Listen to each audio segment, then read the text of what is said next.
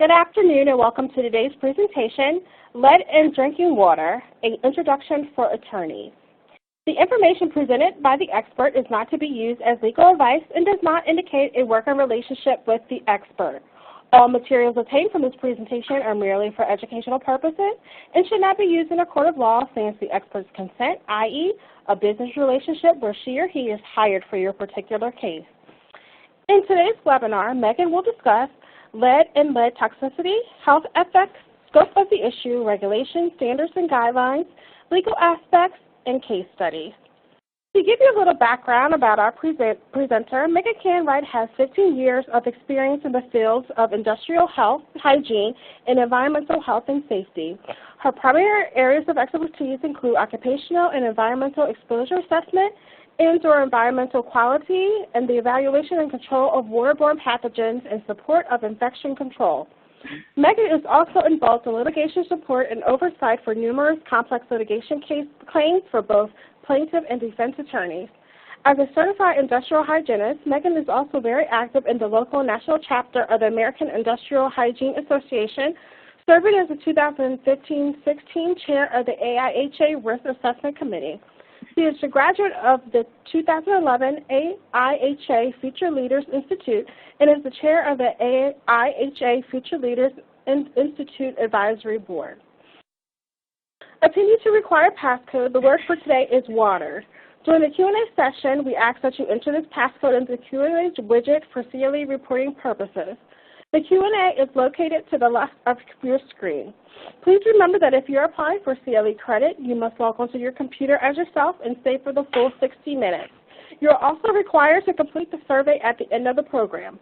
Please note that CLE credit cannot be given to those watching together on a single computer. Tomorrow morning, we will send out an email with a link to the archive recording of the webinar. The slides can be downloaded from the resource list at the widget at the bottom of your screen. Thank you all for attending today, and Megan, the presentation is now turned over to you.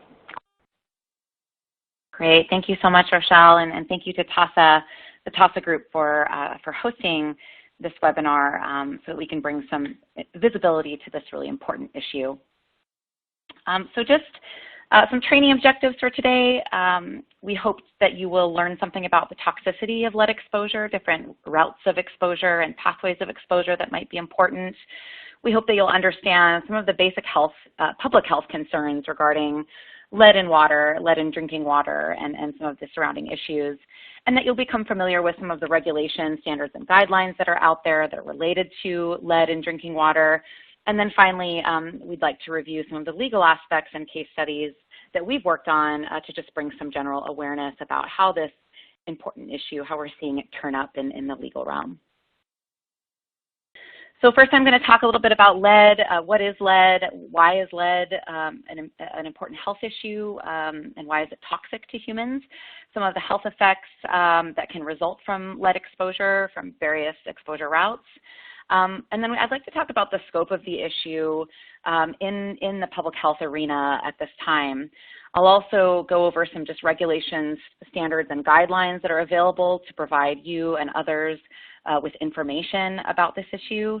And then we'll go over some of the legal aspects and case studies, 2 case studies that we've worked on in particular. We'll also have a portion of time in the middle of the presentation to answer questions that you might have, so please feel free to submit those. Okay, so what is lead? You may be familiar with lead from high school chemistry. It is a naturally occurring element. It's on the periodic table. It's a very heavy, low melting point, bluish gray metal. Most of you have probably seen something that is made of lead, at least at some point in your life. And it tarnishes to a pretty dull gray. So while it might be sort of shiny when it's not exposed to the air, as soon as it gets exposed to the air, it turns into this sort of dullish gray material. And it's naturally occurring, and it's usually in other forms other than just elemental lead. So it's usually combined with other elements, or it might be in the soil, also in lead-based paint. It's in a variety of different materials. And lead toxicity was discovered in the 1800s. So we've known about lead toxicity for some time. We know that it's a neurotoxin, so it affects the central nervous system. It can accumulate in the bone and soft tissue and then sort of slowly release over time, resulting in longer-term exposure even after, or longer-term absorption even after the exposure has stopped. And it really affects almost every organ in the body. So lead is a serious human toxin. It disrupts enzyme activity. It can cross the blood-brain barrier into the brain. And infants and children are particularly susceptible, as well as women who are pregnant or of reproductive age. So it's a serious health issue, and there's really no safe level of lead. Scientists are on a united front there, that there really is no biological role or need for lead, unlike other metals that we might intake as part of our normal diet. There really is no purpose, good human purpose for lead, and so there's no safe level of lead, and scientists agree on that. This is just a great schematic that can kind of show how children and adults can be impacted by lead exposure. Because children are developing, their central nervous system is still developing, they are certainly more susceptible. So exposure to lead can impact the development of a child's nervous system, their brain development, and it also can accumulate in their body. So while children are more susceptible, it doesn't mean that adults are not susceptible. So adult lead exposure is also a serious issue.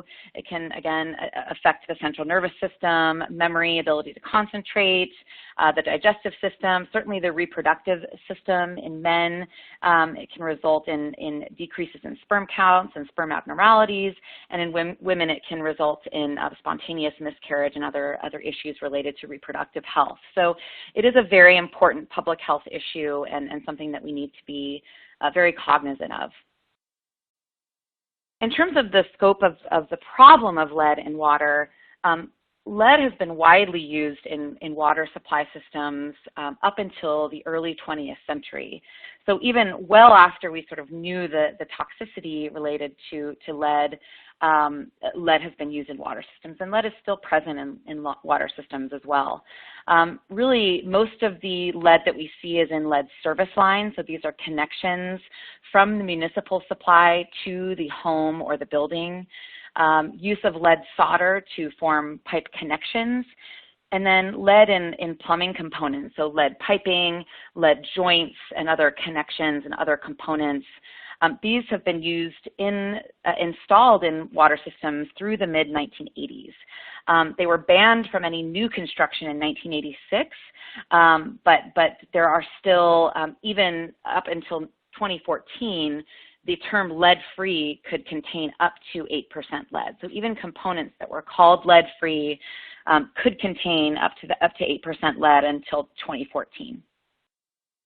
The EPA has done some studies related to lead in drinking water and estimates that about 20% of total exposure to lead is due to lead in water. So that's aside from other sources, and you can also get lead exposure from lead in soil, lead-based paint, and other sources, but 20% of the total burden of exposure in the public is related to lead in water.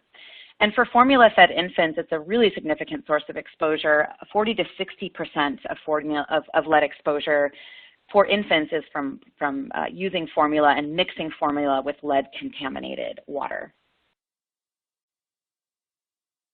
The American Water Works Association did a study that they released in 2016.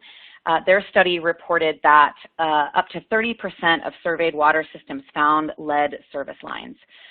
So lead service lines, while most municipalities have removed lead from their city supply pipework, those lead service lines that connect to the municipal service lines may still be lead-based. So up to 30% of the systems that they looked at still had lead present. And it's estimated that 6.1 billion lead service lines that serve community water systems are still present in the U.S. So again, this is a huge public health issue and certainly a concern. The Environmental Protection Agency also did a study where they looked at data collected from 2012 to 2015. They looked at schools and daycare facilities as well as other buildings. They estimated that 350 schools and daycare facilities failed to pass lead tests. So they found levels of lead that were above the allowable action limit. And this totaled to 470 failed samples. So again, a huge issue. They estimate that 2,000 water systems show excessive lead levels in the data that they presented. So those are just the facilities that EPA looked at. So we've kind of determined that this is a big problem, a big public health issue, not only for schools, but homes, office buildings, any building that really is serviced by public water systems. So how does lead get from the pipework or from the components into our water? So we know that lead-containing solder, fittings, fixtures, pipeworks, they contain various levels of lead, various concentrations of lead. And what happens is that these plumbing materials begin to corrode over time as they're in contact with water. So water that has high acidity and low mineral content can actually accelerate corrosion. We treat water with an oxidant, usually chlorine or monochloramine, that is corrosive to pipes. That oxidant is used to prevent biofouling of the water, to prevent exposure to water pathogens. And as a result, those oxidants tend to leach or corrode the pipework, which causes leaching into the water. So that's the process that's happening here. In terms of how does lead get into humans, the primary exposure of concern for lead in water is ingestion. We know that 20 to 70% of water that has lead contamination, when it's ingested, 20 to 70% is absorbed by the human body. So this is a significant route of exposure. So ingesting drinking water, accidental ingestion or swallowing water, that's a primary route. This is a great schematic that the EPA has put together. It kind of shows what these lead service lines look like and where sources of lead can come from in drinking water. So certainly in the home, at the bottom of the page, you'll see the lead service line coming into the house. There is a point of connection at your water meter where after that water meter, you sort of own that service connection. So the city has really focused their efforts, or the municipalities have focused their efforts on replacing only the line that they own. So that's that portion that's before that meter. You can find lead in pipes. You can find them in connections. The graphic at the bottom right there shows a lead-free connector, and essentially even lead-free connectors that are NSF certified do have a low level of lead present in them. So we can still, even though we've sort of replaced or required or prevented lead-containing materials to be put into newly constructed water systems, there still is a certain amount of lead that is present in these lead-free components.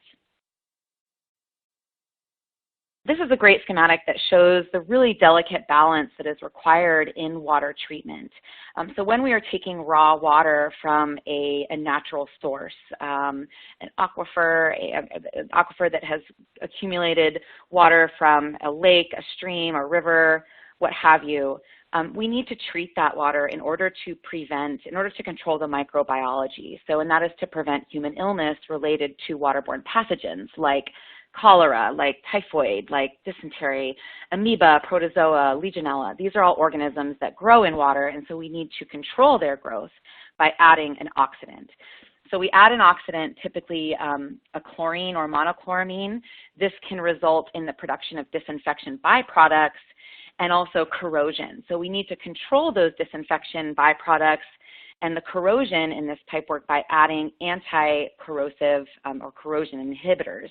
And we do this because we want to prevent the leaching of lead, copper, and other materials into the water. And so this is a very delicate balance. Any time one of these aspects is out of control, it can result in overgrowth of bacteria or over production of disinfection byproducts or over leaching of metals. So it's really a delicate balance that we have to achieve. In terms of lead contamination in schools, studies estimate that 40% of schools in the U.S. exceed the EPA action level of 15 parts per billion. Lead-containing plumbing is the major source of water in schools.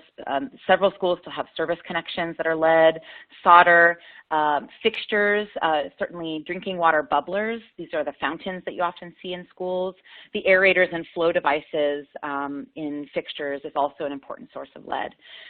And then a lot of schools have moved over to bottle filling stations, which are filtered, but this can result in filter breakthrough if the filters are not managed appropriately. So an estimated 8,000 schools nationwide maintain their own water supply and so are not subject to the regulations that the Safe Drinking Water Act requires. So they're not necessarily looking at this issue or aware of this issue. In terms of lead in the home, this is a wide public health issue, so it's not just an issue that schools are dealing with. It certainly is an issue that, that homes are dealing with. Studies that we have available estimate that 20 to 30% of homes across the U.S. exceed that EPA action level of 15 parts per billion. And again, similar situation here. Lead-containing plumbing is the biggest culprit here. Those service connections that are still in place for homes. I mentioned baby formula previously and drinking water. Drinking water used for cooking, used for ingestion, used to mix baby formula is an important source of exposure in the home. And then showering and bathing, there is some controversy over this as to whether or not showering or bathing is safe. EPA states that showering and bathing is safe. This is because skin absorption is not a significant exposure of a source of lead exposure. However, if there is some accidental ingestion, either for children or adults, while you're taking a shower, water gets in the mouth and is accidentally ingested, that could be a significant source of exposure. So just something to think about in terms of sources of lead in the home. And then just looking at some selected federal regulations and guidance, Federal Environmental Protection Agency has ratified the Safe Drinking Water Act. So the regulation was originally passed in 1974, and there have been several amendments since the original passing in 1974, in 1986 and in 1996. And really, there's some misconceptions about the Safe Drinking Water Act. It really only applies to public drinking water supplies. And these are drinking water supplies that serve 15 or more, that have 15 or more service connections, or they serve at least 25 people per day for 60 days per year. So, what I mentioned, that some schools have their own water supply, if they don't meet these requirements, then they may not be subject to the Safe Drinking Water Act requirements. So it only applies to a specific definition for public drinking water supplies. And this is another reason why the Safe Drinking Water Act does not apply in the home after the point of connection where the municipality is no longer having jurisdiction or ownership. What the Safe Drinking Water Act does is it authorizes the Environmental Protection Agency to set national health-based standards, and these are called MCLs, or maximum contaminant limits. And there's a whole lot of other requirements that fall under the Safe Drinking Water Act, but this is one of the most important. It sets our national drinking water standards. Suppliers then have to perform regular testing to comply with those MCLs. And that testing is compiled and reported in consumer confidence reports. So these consumer confidence reports are sent out regularly to at least once a year to end users, and this information on testing has to be posted to the supplier website and any other publicly available information. So this information is available and publicly available, but it also does not apply to service after the municipal ownership. There's also the Federal Environmental Protection Agency Lead and Copper Rule. The Lead and Copper Rule was first issued in 1991 after it was determined that lead leaching and copper leaching from plumbing and pipework was a significant issue. So this rule was first issued in 1991 and has since been revised at least 3 times since its initial passing. The lead and copper rule requires suppliers to test specifically for lead and copper in the water that they're supplying to end users. So it's related to the Safe Drinking Water Act in that this is one of the contaminants. There is an MCL that is established for lead and copper, and these suppliers are required to do testing to demonstrate that they meet compliance with those MCLs. It also requires that action be taken to reduce corrosivity in these public supplies in order to protect public health. So that goes back to that very delicate balance of water treatment. Where there are oxidants or chemical disinfectants that are applied to water systems, there is a requirement to reduce corrosivity as well. So to look at corrosion inhibitors and other methods available to prevent corrosion. In terms of the regulation and guidance that's available for what is safe or achievable for lead in water, you can see here that there are several agencies and there isn't necessarily congruence between what these agencies agree to be safe or feasible to achieve. So EPA has decided that an MCL, a maximum contaminant limit for lead, is not feasible. They have, in response to that, listed an EPA maximum contaminant level goal.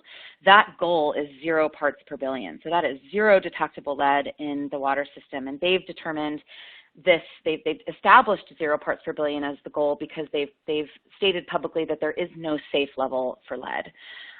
The reason that they stated an MCL is not feasible is because they cannot establish a health-based level that is also feasible for public water systems to achieve, given that they need to adjust this water chemistry. So you can see the sort of the issue, the problem that creates.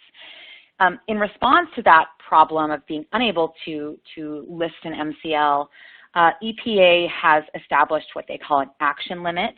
This action limit is not health-based, but it is based on what is feasible for water systems to achieve.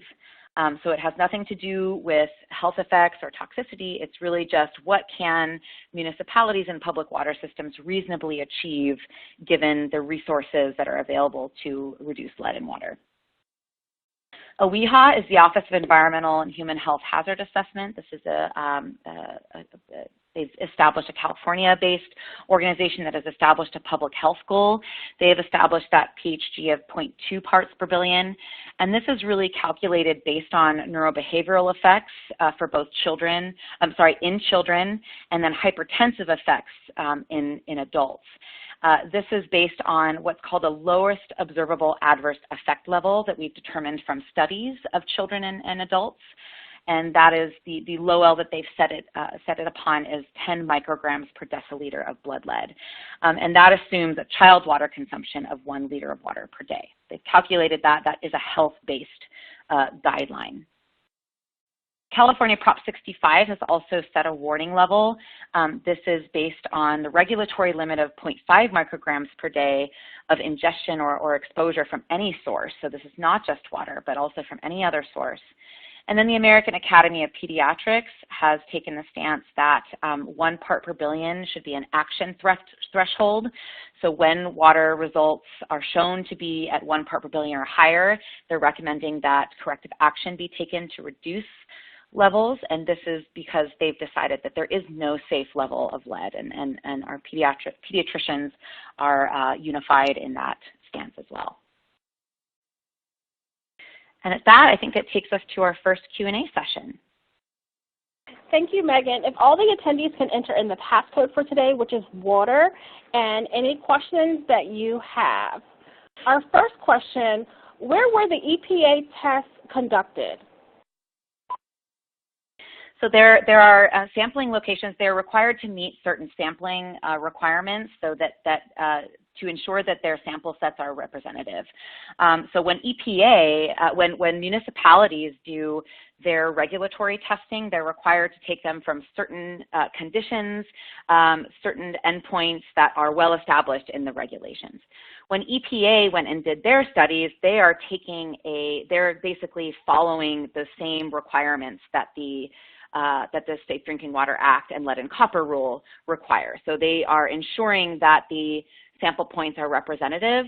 So not only are they taking them at the municipal service connections, at the point of release from the municipal treatment centers, but they also added residential and public use buildings to that study as well. So not only were they looking at the service connections, but also at the end points of use within buildings. Next question, can water filtration systems block lead? That is a great question. So filtration is certainly one option for removing lead from water, and there's various types of filtration that are available. In my opinion, it's best to install a filter that addresses both soluble and particulate lead. So lead can be solubilized in water. A particulate filter alone will not filter out solubilized water. And likewise, particulate lead can be present, and a carbon filter will not reduce or will not filter out that particulate lead. So in terms of what's best, having a multiple stage filter that incorporates both a carbon and a particulate filter has been demonstrated to have the best efficacy. There are organizations that certify lead filters. NSF and ANSI provide independent certification. This can be really misleading because some manufacturers do their own internal testing, and then they post the NSF logo on their website or their products. What you want to look for is an NSF or an ANSI independent certification logo on the filters, and these will be certified specifically for lead.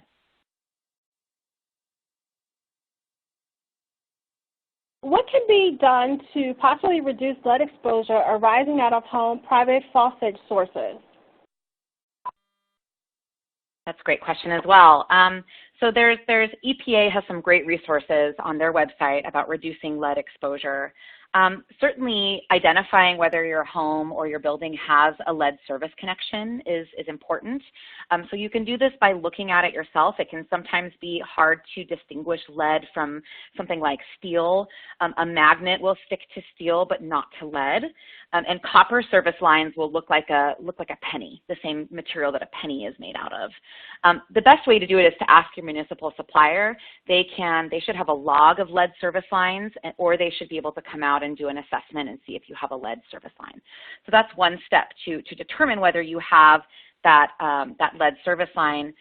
And then we kind of look at this as a hierarchy of controls, with elimination being the best option. So removing that lead service line, removing and replacing any lead-containing plumbing materials or connections. This can be difficult to do. You may have to replace all the plumbing in your home or building, and that may not be very feasible. So some other options that are available are certainly regular flushing to reduce lead exposure following periods of stagnation. So before you use water for cooking or drinking, flush your system out thoroughly, and that can help to reduce the contamination that's sort of been sitting there accumulating in the fixture. Regularly cleaning faucet aerators and flow devices, taking them out, taking any debris off, particulate, and replacing them can help to reduce exposure. And then, as I mentioned, installation of filtration systems or reverse osmosis systems. Again, these systems have to be managed and maintained so that there is no breakthrough or issues. It's similar to wearing a respirator to prevent some kind of respiratory exposure. You're not eliminating the source, so they need to be maintained. And then, of course, using filtered or bottled drinking water whenever possible, particularly for children's and certainly for infant formula. There are specialized water sources that you can buy in the grocery store or in your pharmacy that are to be used for infant formula. So those are some options. Is the lead and copper rule currently being relaxed due to the new administration? That's a good question. I'm not aware of anything related to that at this time. There has certainly been attention drawn to this issue. I'm sure everyone is aware of what has gone on recently in Flint, Michigan. So there's certainly public attention to the lead and copper rule. I'm not aware of any relaxation in terms of the sampling requirements or reporting requirements related to the lead and copper rule due to the current administration. Next question. How big a role does atmospheric lead fall out into open source reservoirs from coal burning play into lead levels in municipal water? That's a great question. It's hard to quantify, but we do think that there is some role. So certainly volcanic activity, as you mentioned, coal burning or other sources that are spewing lead particulate into the atmosphere, that can be carried by winds and other weather and can deposit and fall out into natural water sources. So it certainly is a component of potential contamination. Other sources, again, lead is a naturally occurring element. So we know that lead is present in soil, in the ground, and other materials. And so that is thought to be a source as well. We also know that lead gets picked up from the soil in things like agricultural runoff, rivers, et cetera, that will eventually come and provide a source for our water sources. So certainly natural and human and anthropogenic sources are both really important sources for contamination of our natural sources. And next question, what kind of filtration should be used to remove lead from water? Yeah, and I covered this a little bit previously, but I recommend, and the EPA also recommends, both a particulate and a carbon filter, multiple staged filter. So these types of multiple stage filters will address both soluble and particulate lead, which are two different sources, but both very important sources of lead in drinking water. Again, you can look for that NSF certified testing logo that is on the product manufacturer's box and also product information. Thank you, Megan. You can continue with the presentation. Great. Thanks, Rochelle. Okay, so now that I've kind of given you a background of why lead is an issue, how it gets into water, I'd like to talk a little bit about, what is the financial and legal exposure related to this issue. So in terms of the financial exposure, certainly there are issues surrounding regulatory enforcement. The EPA and enforcing bodies, local government bodies, can issue violations that can result in daily accrual of penalties. So if you have multiple failures from the Safe Drinking Water Act or lead and copper rule testing or reporting, failure to comply with the requirements for corrective action can result in up to $56,000 violations per violation per day. And this is from the US EPA. So it can certainly be very costly to be out of compliance and unwilling to or unable to implement corrective action to address it quickly. So these are daily violation costs. And then in terms of the cost to repair, there are studies that have estimated or demonstrated that for a city to replace service lines that are impacted, and this is just the city-owned service lines, it can be upwards of $300 to $750 million per city to replace all of the lead service lines and all of the lead-containing components. So it is a very, very costly issue to remediate. The American Water Works Association, in their study, estimated that it would be greater than $1 trillion as a U.S. burden to replace these service connections over the next 25 years. So it certainly is an expensive issue to address and to remediate. I live in San Diego, and San Diego is in the process of passing some legislation to develop a bond for this particular issue, so that bond money, schools and other child development centers can apply for that bond money to replace these lead service lines. And so cities are starting to become more savvy to this issue and starting to develop legislation to replace these service connections, but we are a long way from being able to remediate it fully. In terms of the legal exposure, as I mentioned previously, it's estimated that 20 to 30% of residential homes are impacted, and that 40% or more of schools are impacted. We really don't even know what workplace exposure looks like. There hasn't been a whole lot of studies that look at occupational exposure from just ingestion of water to lead, so ingesting drinking water while you're at work. And this is certainly an important issue for women who might be pregnant or of childbearing age, men that are looking to start a family. So these are certainly important issues.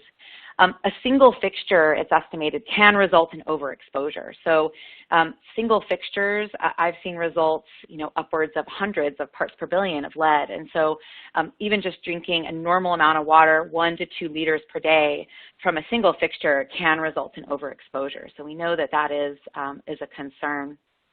And then we also know from human health studies that exposure is cumulative. It happens over time. Lead can accumulate in the body, and so this can result in severe permanent and neurological damage. So these are very important human health issues, and this doesn't even take into account the cost of investigating the problem, taking samples on the occupant or the user side, and then the cost of remediation on the occupant and the user side. So it's certainly an important issue. CLM reports that there are multi-million-dollar legal exposure here. Known settlements that we're aware of range from $100K to $5 million per claim.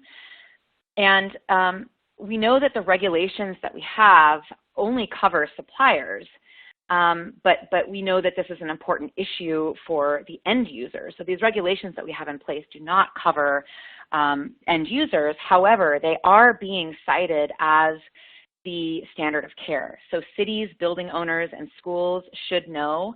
We know that that's been established in legal cases.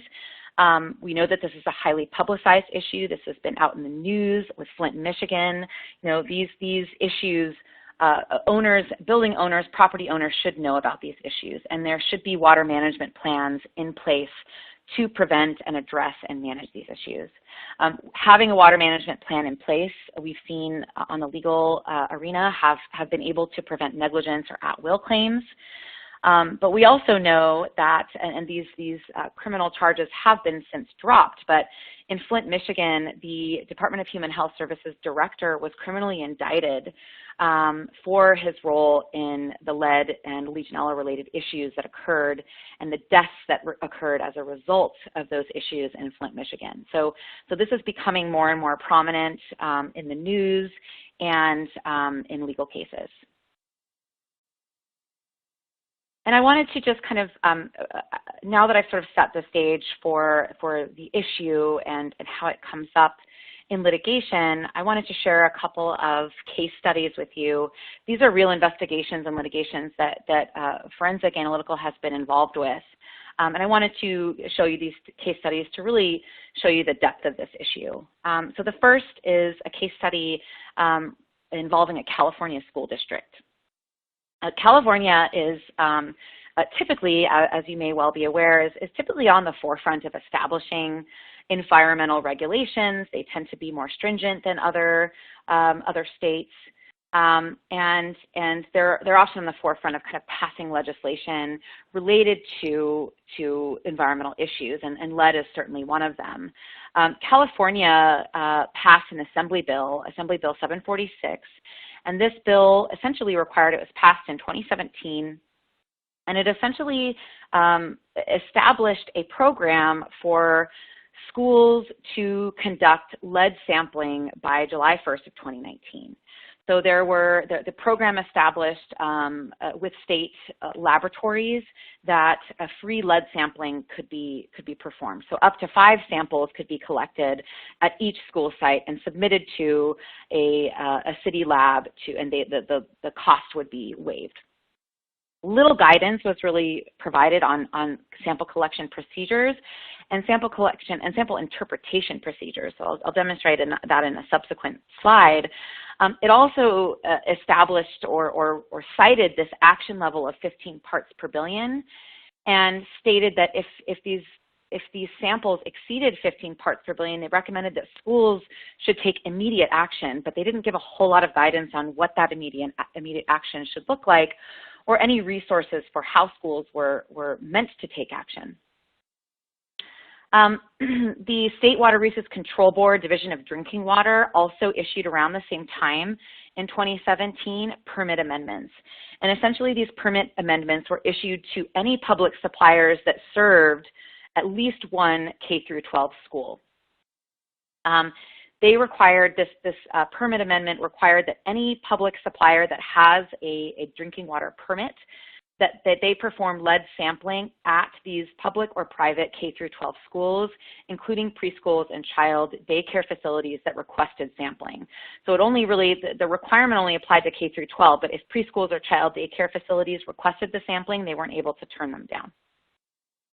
The schools then had to submit written requests to the supplier in order to sort of participate in this sampling program. So really some key issues with the program. Sampling was required for all schools, but schools had to submit requests. So if schools didn't submit requests to their supplier, they may have been missed. If they weren't aware of this issue, then it's possible that schools could have been missed and may not have been able to participate in the program. The suppliers were required to assist schools with this sampling program, but very little guidance was provided.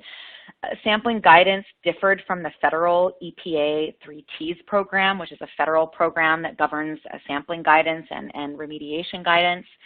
The states were only required to analyze 5 samples from drinking water outlets that were selected by the facility, by the school. At least one of those samples had to be from the municipal connection, so the school service connection side. And they recommended a detection limit of 5 parts per billion, but we know there are guidances out there that are less than 5 parts per billion, for example, that public health goal and the American Pediatrics Association.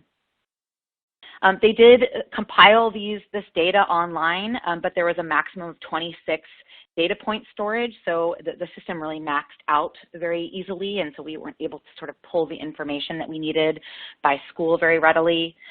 And the biggest issue that we really saw with the program was that the state guidance document stated that any drinking water outlets that were less than 15 parts per billion were quote unquote suitable for consumption. And again, we know that our health-based guidance levels do not agree with that 15 parts per billion level. It's not a health-based level.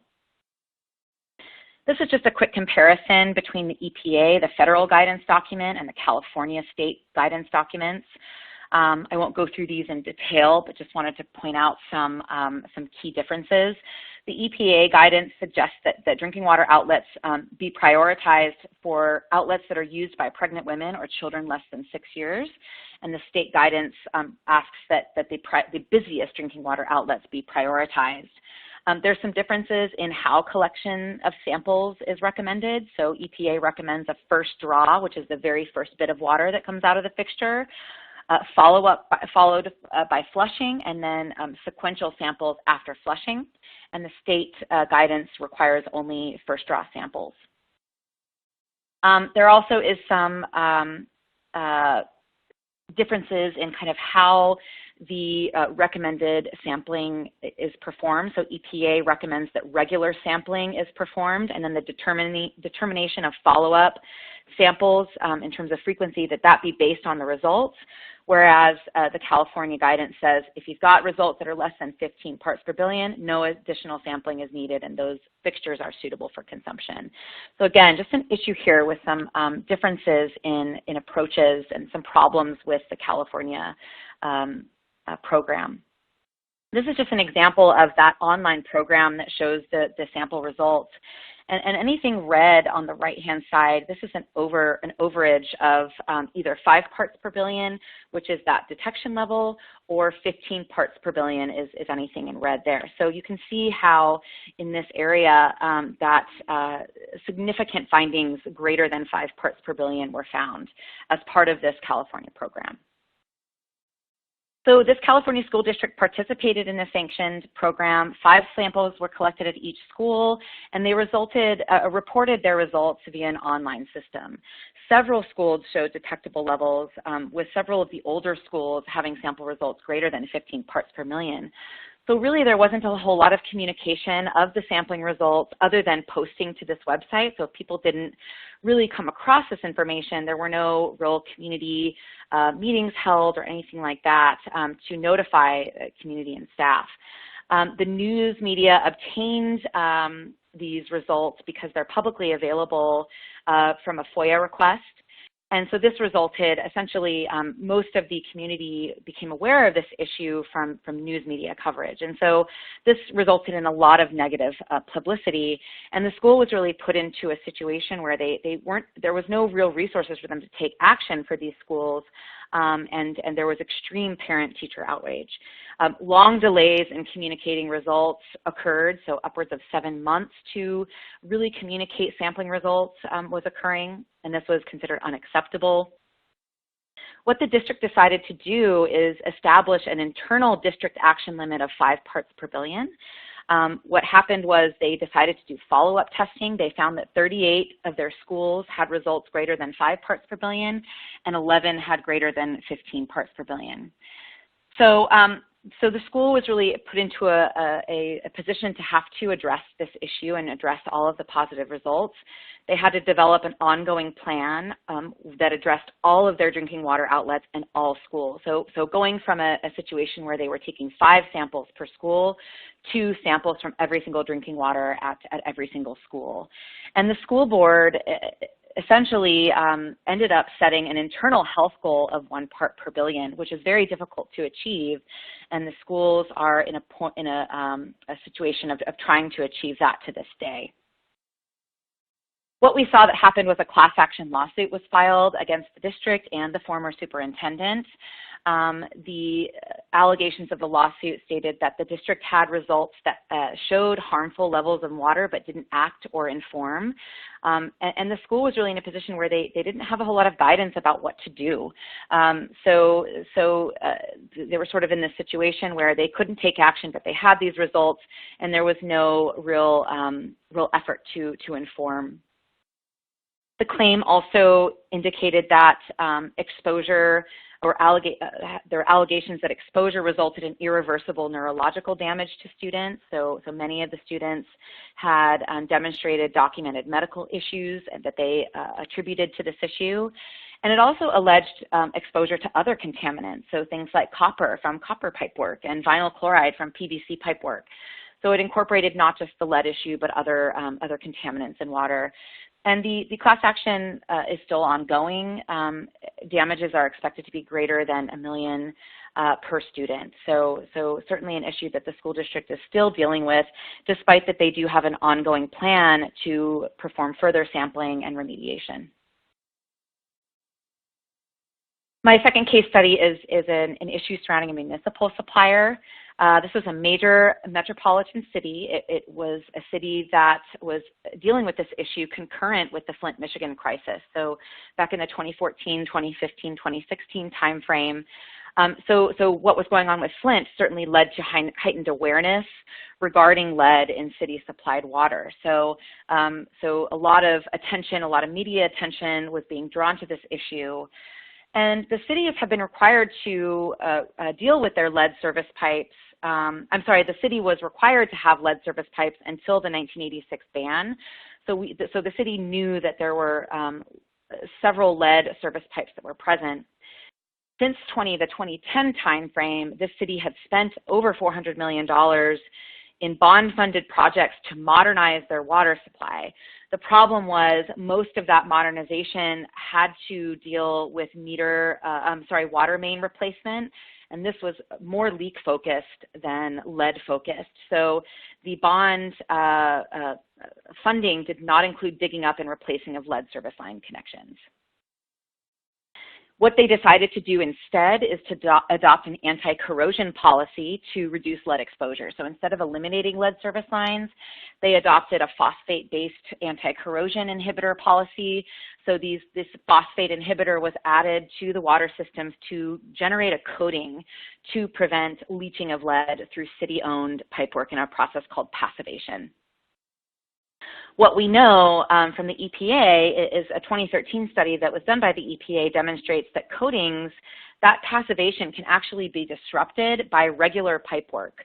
So either, hammering, any work done directly to the pipe, or any indirect work at the street level above or near pipework can actually cause vibration that knocks off that passivation and that coating, and that can result in subsequent lead leaching. So we do know that that goes on, and that's exactly what happened in this situation. While there was a lot of attention to this issue, the EPA study was cited in a lot of the media coverage. What the city decided to do is have a water department spokesman come publicly say that there was really no issue with their water. These are some of the quotes from this person, that there was no scientific data surrounding the impact of construction on water quality. We know that's not true, that the EPA study clearly demonstrates it. That the Department of Water Management provides the cleanest and best tasting water possible. Good tasting water really has no correlation with water quality in terms of how it meets those maximum contaminant level standards. And then this person stated that the water is safe and exceeds federal and state industry standards. What we found in terms of the sample results was that those statements were just untrue. The city had no inventory of their lead service lines as was required by law. There was no long-term plan for replacement, despite replacement of city-owned mains. There was no replacement planned at connections, at home connections.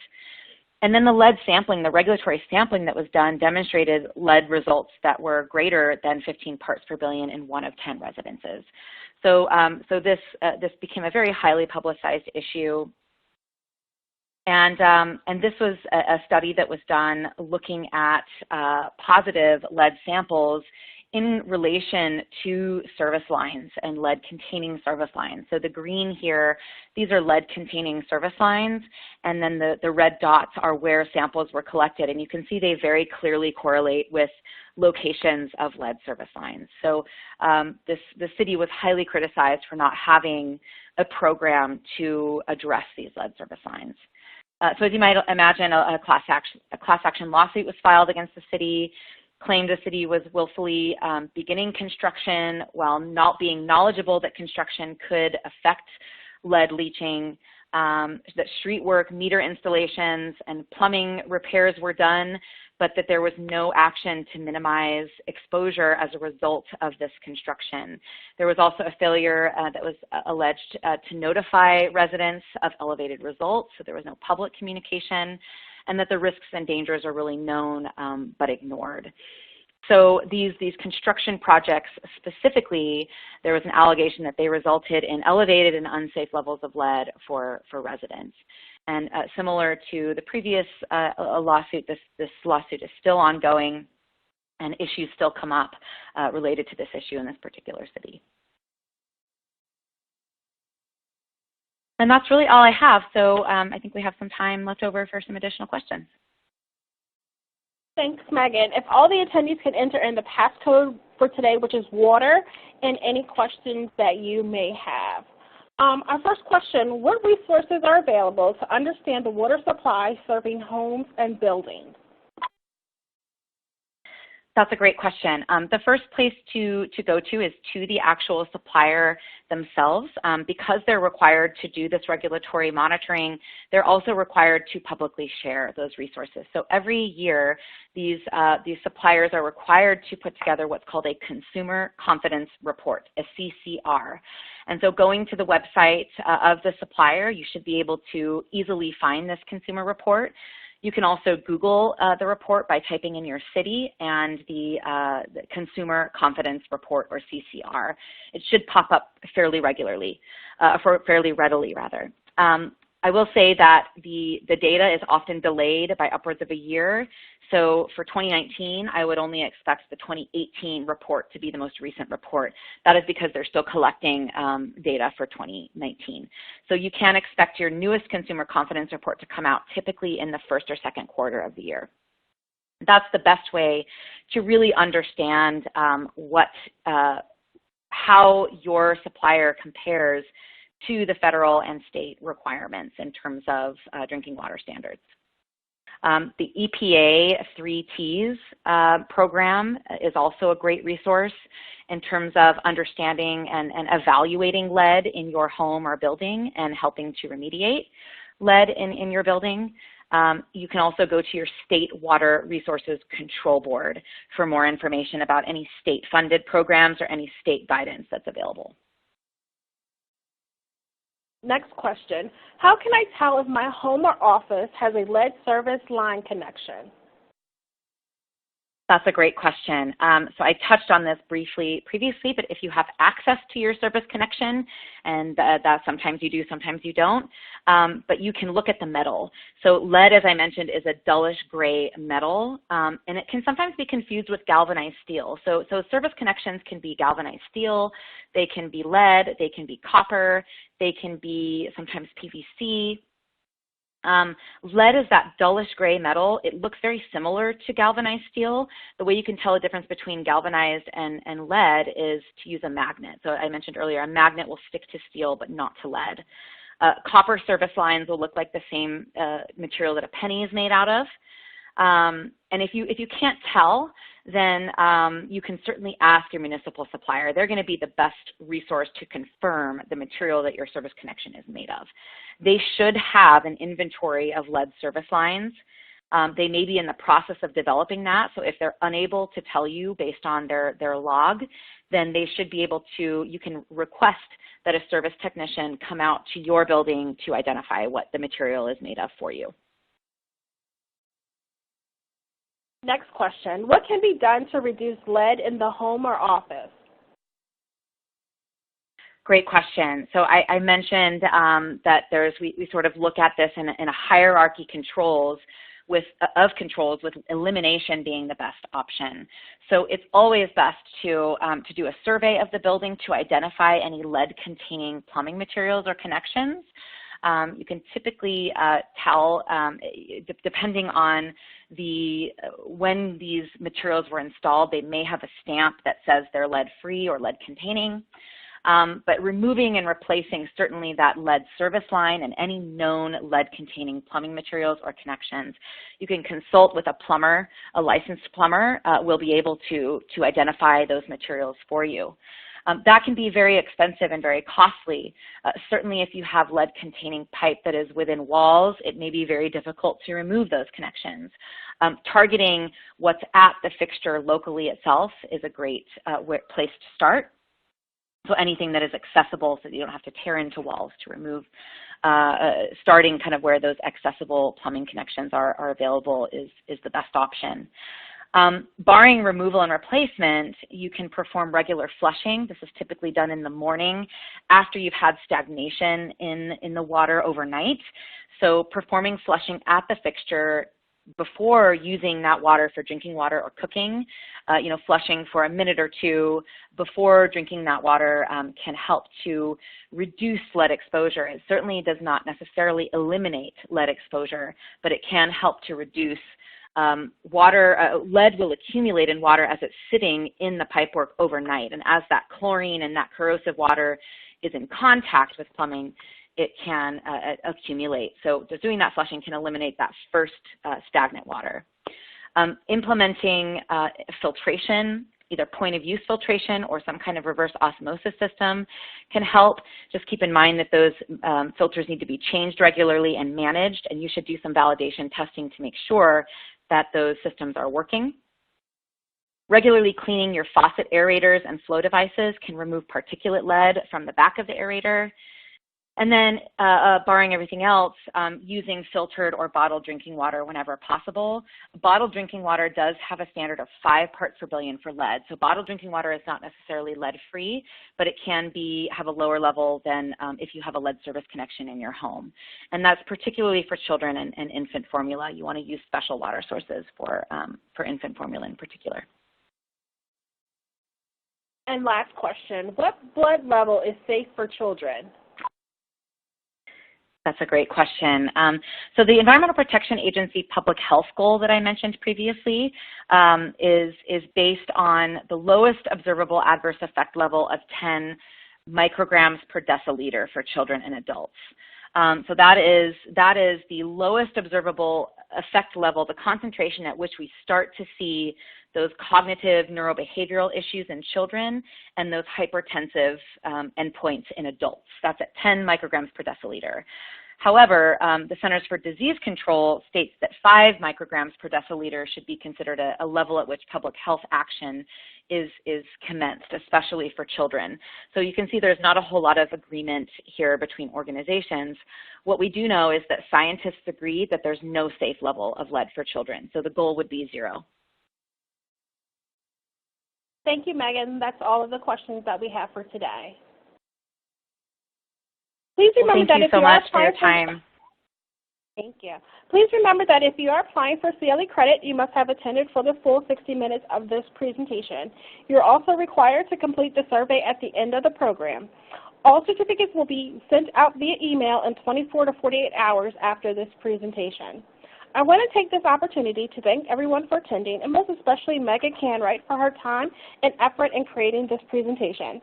If you would like to speak with Megan, or if you would like to speak with a TASA representative regarding the expert witness for a case that you're working on, please contact TASA at 1-800-523-2319. One of my colleagues will be following up with you regarding your feedback on today's presentation. Again, thank you all for attending. This concludes our program for today.